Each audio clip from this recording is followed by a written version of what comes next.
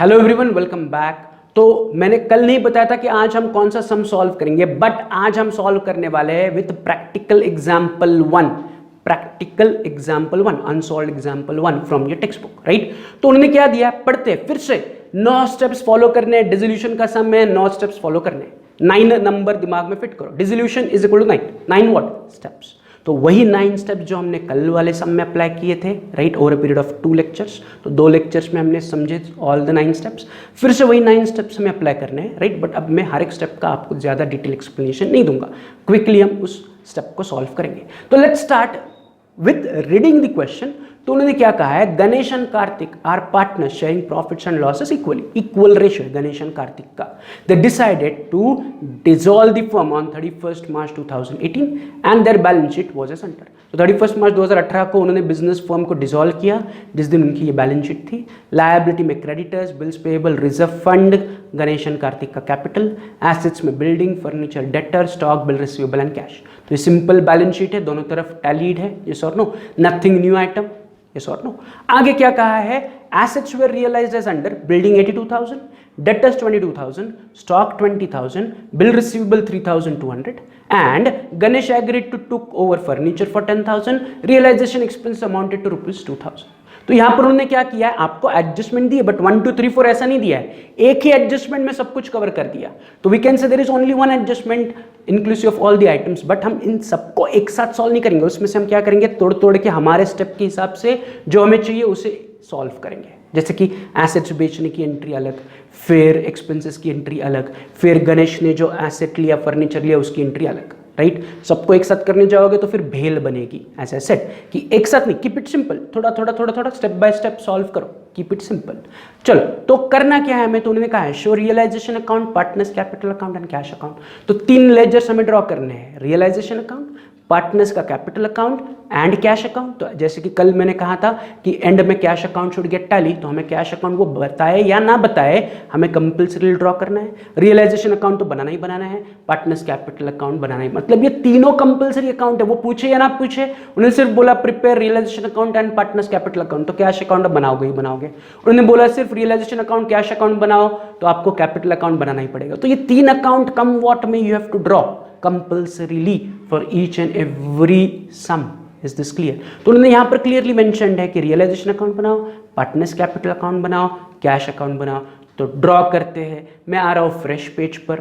First page पर मैं लिख रहा हूँ in the books of Ganesh and Kartik, realisation account half page से थोड़ा सा बड़ा, एंड नीचे जो जगह बचेगी उसमें partners capital account. Second page पर मैं ड्रॉ कर रहा हूँ cash account. So first page and second page, ऐसा 2 पेजेस मिला के मैंने फॉर्मेट रेडी कर दिया, राइट। तो अगर आपने फॉर्मेट रेडी नहीं किया है तो वीडियो को पॉज करो, फॉर्मेट ड्रॉ करो और फिर वीडियो को प्ले करो एंड मेरे साथ सम को सॉल्व करो, राइट। चलो, तो अगर आपने फॉर्मेट रेडी किया है तो let's start solving the sum with our step 1। Step 1 कहता है start with partners capital balance. तो without wasting any time, liabilities में से मैं गणेश एंड कार्तिक का कैपिटल का बैलेंस उठा रहा हूं। फर्स्ट पेज पे आ रहा हूं in the capital account, credit में लिख रहा हूं by balance brought down 40,000 80,000, 40 Ganesh का, 80,000 कार्तिक का। अब इसमें कोई एक्सप्लेनेशन की बात नहीं है, स्टार्ट विथ पार्टनर्स कैपिटल जो हम एडमिशन, रिटायरमेंट, डेथ में करते थे, फिर से मैंने किया, nothing new. Step number 2, step 2 क्या कहता है, distribution of general reserve, reserve fund, profit and loss account अगर है तो पीएसआर में सारे पार्टनर्स के बीच में डिस्ट्रीब्यूट करो।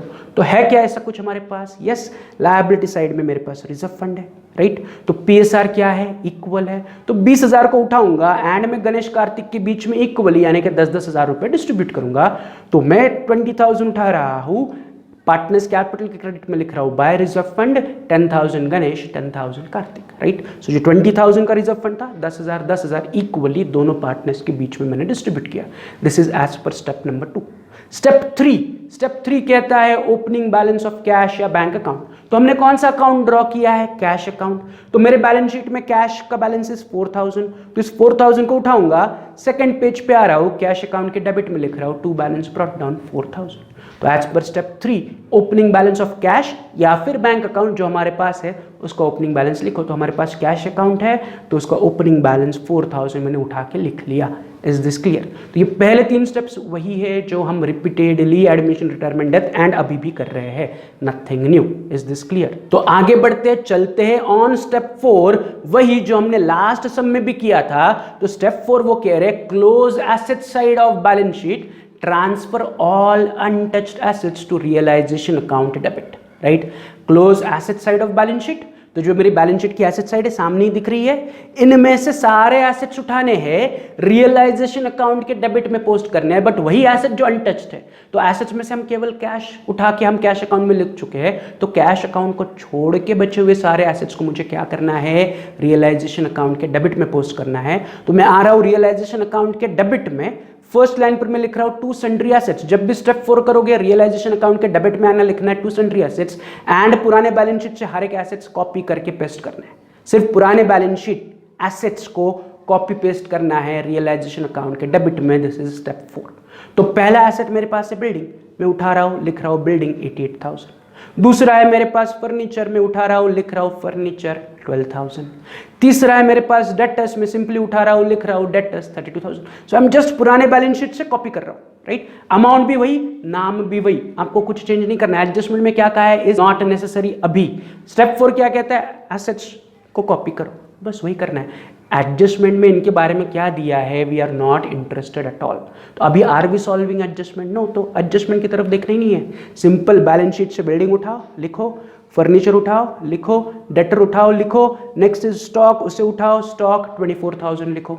Next is bills receivable, bills receivable को उठाओ, लिखो, कितना है 4,000।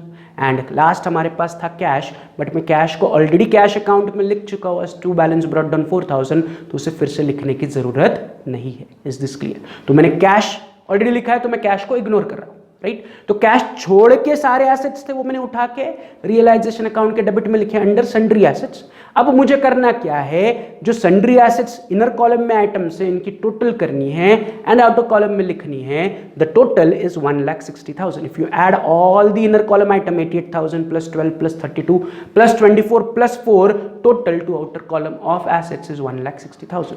तो कैश छोड़ के जो बचे हुए एसेट्स है वो 1,60,000 के है in the business. So this is my step number 4। Is this clear? अब स्टेप 4 के बाद स्टेप नंबर 5। स्टेप 5 क्या कहता है, close liability side of balance sheet. अब स्टेप 4 तो एसेट साइड क्लोज करो, step 5 is liability side close करो। बट कौन सी लायबिलिटी, तो सारी अनटच लायबिलिटी। अगर उन अनटच लायबिलिटी के लिए अलग से कोई आपने अकाउंट बनाया तो उनके अकाउंट में पोस्ट करो, उनके लिए कोई अलग से अकाउंट नहीं है तो उन्हें रियलाइजेशन अकाउंट के क्रेडिट में पोस्ट करो, राइट? तो हमने कोई एक्स्ट्रा अकाउंट नहीं बनाया, तो यहां पर जितनी भी लायबिलिटीज है, अनटच लायबिलिटीज है, वो रियलाइजेशन अकाउंट के मुझे क्रेडिट में लिखनी है।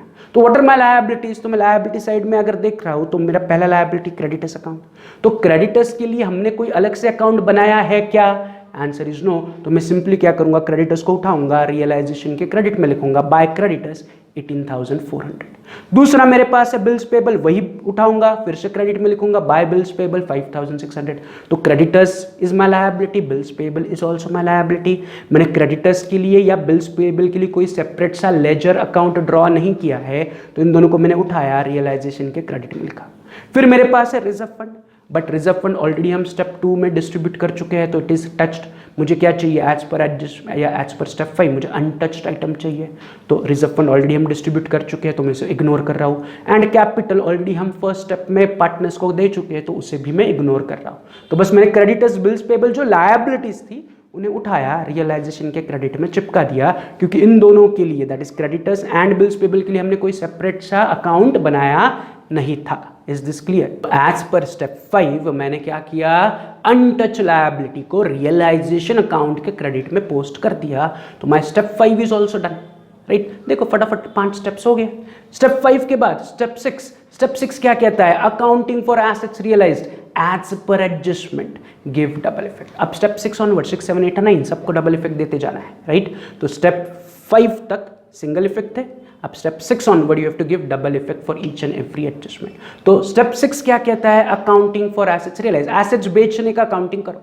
बट एसेट्स बेचने की इन्फॉर्मेशन मन से नहीं बेचना है, एसेट्स बेचने की इन्फॉर्मेशन आपको एडजस्टमेंट में दी होगी, उसके हिसाब से एसेट्स को बेचो। तो एडजस्टमेंट में उन्होंने कहा है assets were realised as under building 82,000, debtor 22,000, stock 20,000, right. आगे उन्होंने कहा है bill receivable 3,200 and Ganesh agreed to take over furniture for 10,000, realization expenses amounted to 2,000।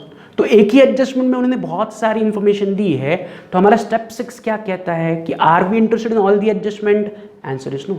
Step 6 कहता है कि एसेट्स बेचने की एंट्री करो एज पर दी एडजस्टमेंट। तो एडजस्टमेंट में एसेट्स बेचने की इंफॉर्मेशन आपको केवल फर्स्ट 2 रोज में दी है, यस और नो, कि बिल्डिंग 82,000 में बेची, डेटर 22,000 में बेचे, स्टॉक 20,000 में बेचा एंड बिल रिसीवेबल आपने 3,200 रुपए में बेचा। और उन्होंने कहा है कि गणेश ने फर्नीचर लिया, तो वो बेचा क्या आपने? नहीं, गणेश लेके जा रहा है, गणेश इज द पार्टनर, तो पार्टनर ने फर्नीचर लिया, so it is not sale of asset. Assets बेचो मतलब उसे बेचो और पैसा रिकवर करो, इज दिस क्लियर? तो यहां पर मैं एसेट्स बेचने की एंट्री करूंगा एज पर स्टेप 6। तो मैं एसेट्स अगर बेचूंगा तो एसेट्स बेच के क्या होगा? पैसा आएगा, राइट। अब इसकी एंट्री या एसेट्स बेचने की एंट्री जब भी करोगे आप, तो एसेट्स बेचने की एंट्री आपको हमेशा रियलाइजेशन अकाउंट के क्रेडिट में करनी। Why credit? सिंपल लॉजिक से क्रेडिट व्हाट गोज आउट। मैं एसेट्स बेच रहा हूं तो क्रेडिट व्हाट गोज आउट। अभी सारे एसेट्स मेरे डेबिट में है, बिल्डिंग, फर्नीचर, डेटर, स्टॉक सारे डेबिट में ना, तो ये सारे एसेट्स अगर मैं बेचूंगा तो वो डेबिट से जाएंगे towards the credit, credit what goes out. सारे जो डेबिट हुए एसेट्स थे वो मुझे बेचने की एंट्री क्रेडिट में करनी पड़ेगी। बट एसेट्स बेचने पर आई विल रिसीव मनी, तो पैसा कहाँ जमा होगा? तो हमारे पास कैश अकाउंट है, राइट, यस और नो। तो एसेट्स बेचने का पैसा कैश अकाउंट में जमा होगा। तो मैं पहले आ रहा हूँ रियलाइजेशन अकाउंट के क्रेडिट में, मैं लिख रहा हूँ बाय कैश अकाउंट क्योंकि कैश मिलेगा, so I am writing by cash account. उसे अंडरलाइन करूंगा एंड जो फर्स्ट 2 रोज के हिसाब से मैंने एसेट्स बेची उन्हें कॉपी पेस्ट करूंगा। तो मैं लिख रहा हूँ बाय कैश अकाउंट, उसे अंडरलाइन किया, उसके नीचे मैं लिख रहा हूँ building account 82,000, debtors account 22,000, stock 20,000 and bill receivable 3,200। तो एज पर आर एडजस्टमेंट एंड स्टेप 6 मैं केवल एसेट्स बेचने की एंट्री कर रहा हूँ। स्टेप 6 कह रहा है sell the assets, assets realise का अकाउंटिंग करो। तो एज पर माई एडजस्टमेंट मैंने बिल्डिंग बेचा, डेटर बेचे, स्टॉक बेचा, बिल रिसीवेबल बेचा, तो उसकी बेचने की entry realisation credit. Each and every time step 6 assets बेचने की एंट्री रियलाइजेशन के क्रेडिट में लिखनी है एज बाय कैश, या फिर बैंक अकाउंट है तो बाय बैंक अकाउंट, तो हमारे पास है कैश तो हमने लिखा बाय कैश अकाउंट, अंडरलाइन करके building, debtor, stock, bill receivable. अब इन चारों की total I take it to outer column which is nothing but 1,27,200। तो मैंने चारों एसेट्स बेचे, बेच के मेरे पास 1,27,200 रुपीज आए। Is this clear?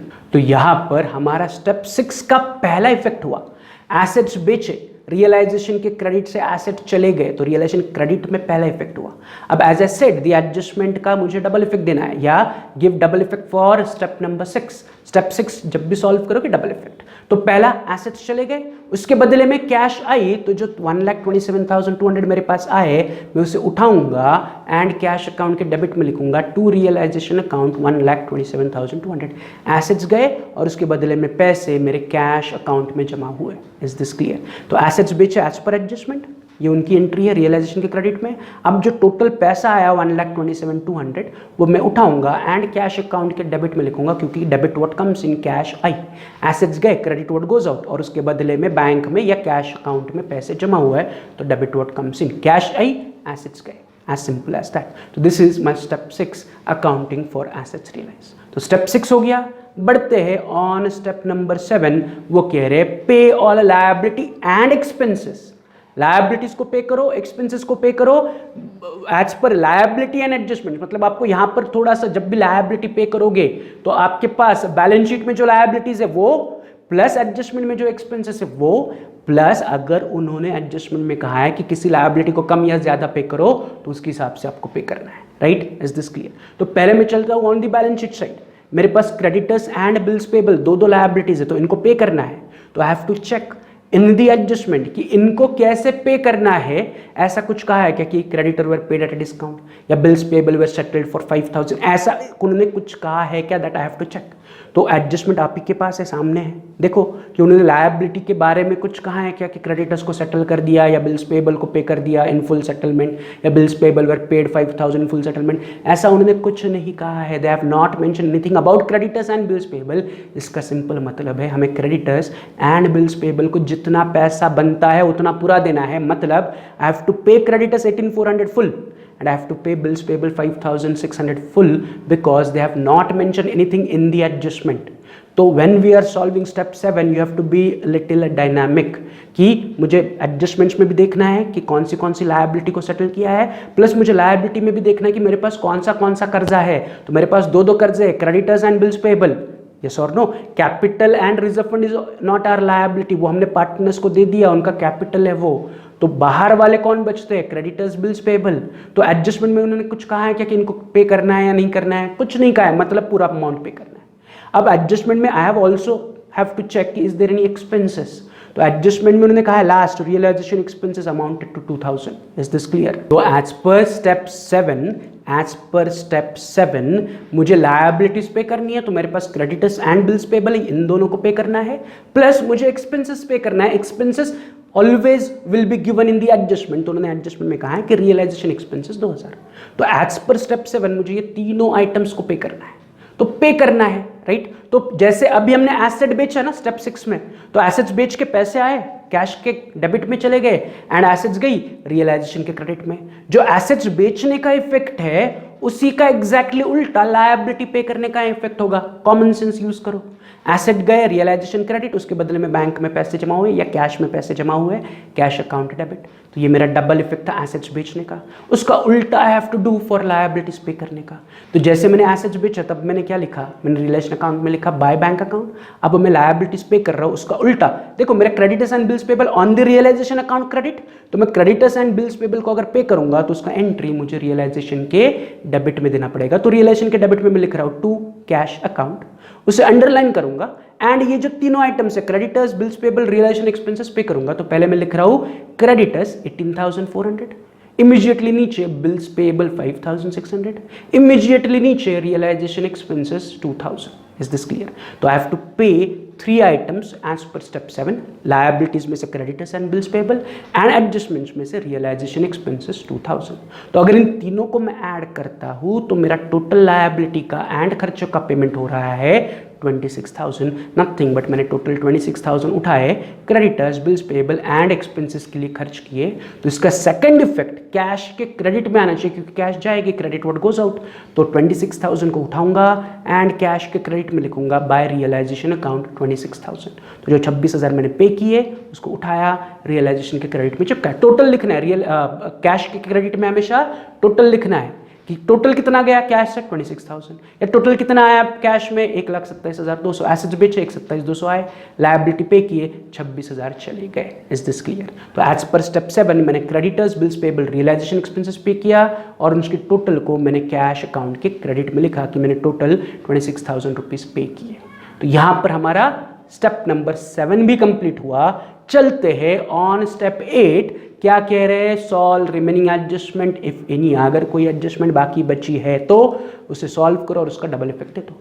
तो हमारे पास एक ही एडजस्टमेंट थी बट उसको हमने अलग अलग पार्ट में डिवाइड किया। पहले एसेट्स बेचा, वो कंप्लीट हुआ, लास्ट रियलाइजेशन एक्सपेंसेस कंप्लीट हुआ। बीच का एक पार्ट है जो अभी तक हमने हाथ नहीं लगाया, कौन सा, कि Ganesh agree to take over furniture for 10,000, इसे हमने हाथ नहीं लगाया था। तो एडजस्टमेंट में से ये हिस्सा हमारा बाकी है। पहला हिस्सा एसेट्स बेचा, वो हमने स्टेप नंबर 6 में कंप्लीट किया। फिर रियलाइजेशन एक्सपेंसेस स्टेप 7 में हमने कंप्लीट किया। अब स्टेप 8 के हिसाब से जो बचा हुआ पार्ट ऑफ एडजस्टमेंट का कि गणेश ने फर्नीचर लिया, वो हमें सॉल्व करना है। Is this clear? तो गणेश ने क्या लिया, furniture. Furniture is what, asset. तो अगर आप रियलाइजेशन अकाउंट में देखोगे तो सन्ड्री एसेट्स में मुझे फर्नीचर दिख रहा है। तो ये जो रियलाइजेशन के डेबिट में फर्नीचर है वो गणेश लेके जाएगा, तो इसका इफेक्ट होगा रियलाइजेशन के क्रेडिट में। डेबिट में एसेट है, एसेट्स जा रही है, तो क्रेडिट व्हाट गोज आउट। तो अगर आप एसेट्स बेचोगे या फिर पार्टनर एसेट लेगा तो you have to put it on the realisation account credit, asset जाने की एंट्री। जैसे पहले हमने एसेट्स बेचे, क्रेडिट में गए, अब गणेश ले रहा है तो वो भी क्रेडिट में आएगा। तो क्रेडिट में मैं लिखूंगा बाय गणेश कैपिटल अकाउंट। क्या लिखूंगा, बाय गणेश कैपिटल, अंडरलाइन करके गणेश क्या ले रहा है, फर्नीचर। कितने में ले रहा है, 10,000, तो मैं लिख रहा हूं फर्नीचर 10,000। मैंने डायरेक्टली आउटर कॉलम में लिखा क्योंकि वो एक ही एसेट ले रहा है। अगर वो 2-3 एसेट लेता तो सबको अंदर लिखता, टोटल बाहर करता। वो एक एसेट ले रहा है फर्नीचर, तो बाय गणेश कैपिटल फर्नीचर 10,000। अब ऑटोमेटिकली इसका सेकंड इफेक्ट आएगा पार्टनर्स कैपिटल अकाउंट के डेबिट में। तो मैं फर्स्ट पेज पर आ रहा हूं, पार्टनर्स कैपिटल के डेबिट में लिख रहा हूं टू रियलाइजेशन अकाउंट गणेश के कॉलम में 10,000। गणेश ने 10,000 का फर्नीचर लिया, वो गणेश को मिला, debit the receiver. Ganesh is personal account, तो Ganesh capital is personal account, debit the receiver. तो मैं गणेश को डेबिट कर रहा हूं, यस और नो, कि फर्नीचर गया, किसे मिला, गणेश को मिला, तो गणेश को डेबिट, राइट। तो एज पर स्टेप 8 मैंने क्या किया, जो अनसॉल्व एडजस्टमेंट था उसे सॉल्व किया। Solve remaining adjustment if any, अगर कोई बची हुई एडजस्टमेंट थी तो उसे सॉल्व करो, ऐसा स्टेप 8 कहता है। तो एडजस्टमेंट में से हमारा गणेश का हिस्सा बाकी था, वो मैंने सॉल्व किया। तो we are done with step 8 also. तो अब बचता क्या है, स्टेप 9। स्टेप 9 क्या कहता है, क्लोज द अकाउंट्स। और मैंने कहा 1 2 3 4, पहले पार्टनर लोन अकाउंट है तो उसे क्लोज करो। Do we have partner loan account, answer is no. हमने इसमें पार्टनर लोन ना बैलेंस शीट में दिखा ना उन्होंने ड्रॉ करने के लिए कहा, तो there is no partner loan account. फिर दूसरा उन्होंने कहा रियलाइजेशन अकाउंट क्लोज करो, तो पहला नहीं है तो मैं आगे बढ़ रहा हूं, दूसरा कौन सा क्लोज करना है, रियलाइजेशन अकाउंट। तो let's close realisation account, simple है, डेबिट क्रेडिट बैलेंस करो। डेबिट साइड बड़ा आ रहा है तो मेरा डिफरेंस आ रहा है ऑन द क्रेडिट साइड 24,800, जिसे मैं कहूंगा बाय रियलाइजेशन लॉस। बैलेंसिंग कैसे करते हैं that everyone knows, right. So debit बड़ा था 1,86,000 माइनस क्रेडिट, मेरा डिफरेंस चला गया क्रेडिट में 24,800, जिसे मैं कहूंगा रियलाइजेशन लॉस। इमीडिएटली इस रियलाइजेशन लॉस को मैं गणेश एंड कार्तिक के बीच में इक्वली डिस्ट्रीब्यूट करूंगा, यानी कि 12,400 गणेश को मिलेगा, 12,400 कार्तिक को मिलेगा। एंड इमीडिएटली रियलाइजेशन लॉस का सेकेंड इफेक्ट, यस और नो, कि हमें हर एक स्टेप को डबल इफेक्ट देना है, 6 ऑनवर्ड, 6 7 8 9 डबल इफेक्ट। तो लॉस का सेकंड इफेक्ट उठाना है पार्टनर्स कैपिटल के डेबिट में टू रियलाइजेशन लॉस 12,400 गणेश को 12,400, कार्तिक को 12,400। तो रियलाइजेशन लॉस उठाया, दोनों पार्टनर्स को मैंने डेबिट कर दिया। तो यहां पर हमारा रियलाइजेशन अकाउंट क्लोज हुआ, लॉस मैंने पार्टनर्स को ट्रांसफर किया। तो एज पर स्टेप 9 तीसरे नंबर पर मुझे पार्टनर कैपिटल अकाउंट बैलेंस करना है। तो चलो फटाफट पार्टनर्स कैपिटल को बैलेंस करते हैं। तो अगर आप बैलेंस करोगे तो दोनों का क्रेडिट साइड बड़ा है, यस और नो, गणेश का भी क्रेडिट बड़ा है एंड कार्तिक का भी क्रेडिट बड़ा है। 50,000 गणेश का क्रेडिट का टोटल है, कार्तिक का 90,000 क्रेडिट का टोटल है। तो डिफरेंस निकालोगे तो गणेश का डिफरेंस आ रहा है 27,600 एंड कार्तिक का डिफरेंस आ रहा है 77,600। सो कार्तिक में अभी भी 77,600 रुपीज बाकी बचे हैं कार्तिक कैपिटल में, एंड गणेश कैपिटल में 27,600 रुपीज बाकी बचे हैं। तो ऑन डिसोल्यूशन बिजनेस बंद हो गया तो बिजनेस से उन्हें इतना पैसा वापस मिलना चाहिए। जैसे कि आप बिजनेस स्टार्ट करते हो तो बिजनेस में पैसा जमा करते हो, कैपिटल कंट्रीब्यूट करते हो। अब बिजनेस डिसॉल्व हो रहा है, बंद हो रहा है, तो आप बचा हुआ पैसा आप बिजनेस से निकाल लोगे। तो गणेश बिजनेस से 27,600 रुपीज निकाल लेगा एंड कार्तिक 77,600 रुपीज बिजनेस में से पैसा निकाल लेगा। It is called as full settlement of partners on dissolution. हम पार्टनर को सेटल कर रहे हैं by paying their capital, right. तो उन्हें क्या पे करेंगे हम, कैश। तो मैं इस बैलेंस को लिखूंगा टू कैश अकाउंट। क्या लिखूंगा, टू कैश अकाउंट। गणेश को 27,600 कैश मिलेगा एंड कार्तिक को 77,600 कैश मिलेगा। तो दे आर रिसीविंग कैश। तो मुझे इसका सेकंड इफेक्ट देना पड़ेगा इन कैश अकाउंट। तो मैं आ रहा हूं सेकंड पेज पर, कैश अकाउंट।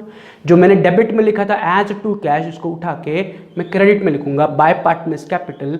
गणेश 27,600 जितना बैलेंसिंग फिगर था, कार्तिक 77,600 कार्तिक का बैलेंसिंग फिगर, दोनों को मिला के आई एम पेइंग 1,05,200।